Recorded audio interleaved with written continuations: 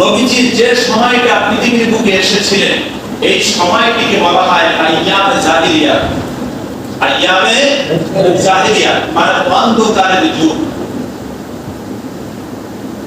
আইয়ামে জাহিলিয়া ভেদ করে অর্থাৎ অন্ধকারকে ভেদ করে নতুন সূর্যের উদয় হয়েছিল। আইয়ামে জাহিলিয়া বলা হচ্ছে না ওই যুগটাকে, তার কারণ অনাচার, পাপাচার, দুর্নীতি, জুলুম, খুন, হত্যা, এরপরে রাহাজানি, এরপর সন্ত্রাসী কার্যক্রম, যুদ্ধ বিগ্রহ, হানাহানি, কাটাকাটি, এরপরে জেনা, ব্যভিচার, এই ধরনের নানা অপকর্মে ওই সমাজটা পরিচালিত হচ্ছে, যার কারণে ওই সমাজটাকে বলা হয় আইয়ামে জাহিলিয়া। আইয়ামে জাহিলিয়া। আইয়ামে জাহিলিয়া এর সময়কে আবার কয়েক ভাগে ভাগ করা হয়েছে।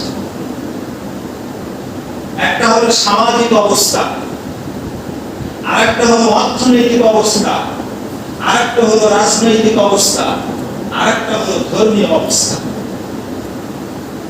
এখন সামাজিক অবস্থা কেমন ছিল?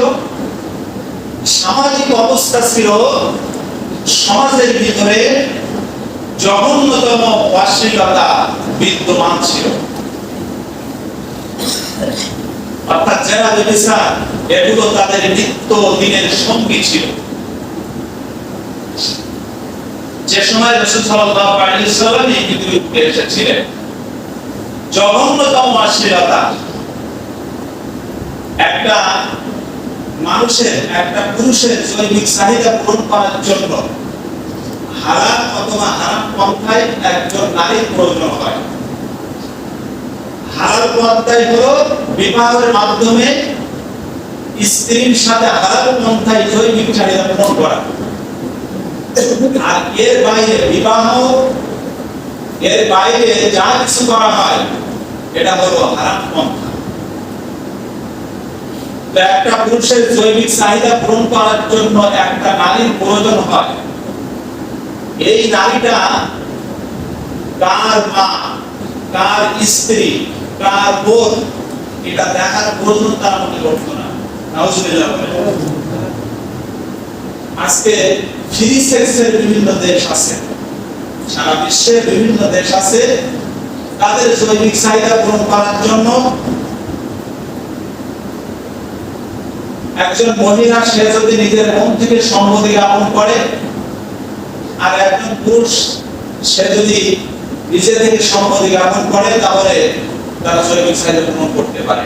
এমন দেশ পৃথিবীর বুকে আছে, এমনকি বাংলাদেশেও বিভিন্ন জায়গায় আছে।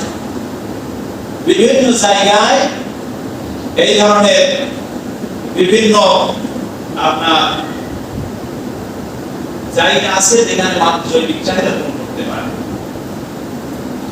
তো ওই সময়টা এমন একটা অবস্থা ছিল যে মানুষেরা ব্যভিচার করত, জেনা করত, কিন্তু এই মহিলাটা কার মা, কার বোন, কার স্ত্রী এটা দেখার প্রয়োজন তারা মনে করত না। এবং দাসীদের সাথে যৌনাচার লিপ্ত।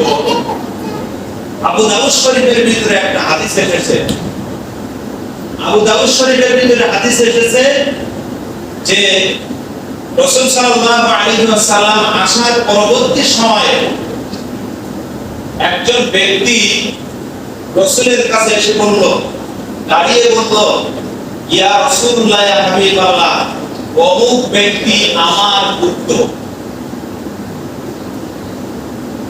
অর্থাৎ অমুক ব্যক্তি আমার পুত্র মানে আমি এক দাসীর সাথে অপকর্মে লিপ্ত হয়েছিলাম, যার ফলশ্রুতিতে সেই দাসী গর্ভবতী হয়েছিল এবং তার মাধ্যমে একটা পুত্র সন্তান হয়েছিল। সুতরাং অমুক ব্যক্তি, অমুক ছেলেটা আমার হলো পুত্র। নবী করিম সাল্লাল্লাহু আলাইহি ওয়াসাল্লাম তখন বললেন যে জাহিলিয়াতের সমস্ত প্রথাকে আল্লাহ সুবহানাহু ওয়া তাআলা বিলুপ্ত করেছেন। আবু দাউদ শরীফের ভিতরে হাদিসটি এসেছে, জাহিলিয়াতের সমস্ত প্রথাকে আল্লাহ তাআলা বিলুপ্ত করেছেন। সুতরাং ওই স্ত্রী, ওই মহিলা, ওই দাসী যার সাথে তুমি অপকর্মে লিপ্ত হয়েছো, ও যার স্ত্রী, তার সন্তান বলে সে গণ্য হবে।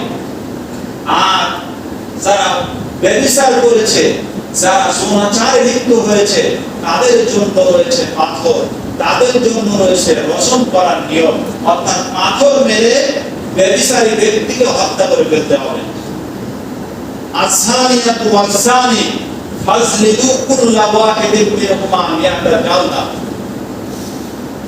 আল্লাহ তাআলা কোরআনুল কারীমের ভিতরে যারা ব্যভিচার করে, যারা যৌনাচারে লিপ্ত হয়, তাদের শাস্তি আল্লাহ তাআলা কোরআনে বলেছেন, ইসলাম শরিয়াত তাদের শাস্তি নির্ধারণ করেছেন।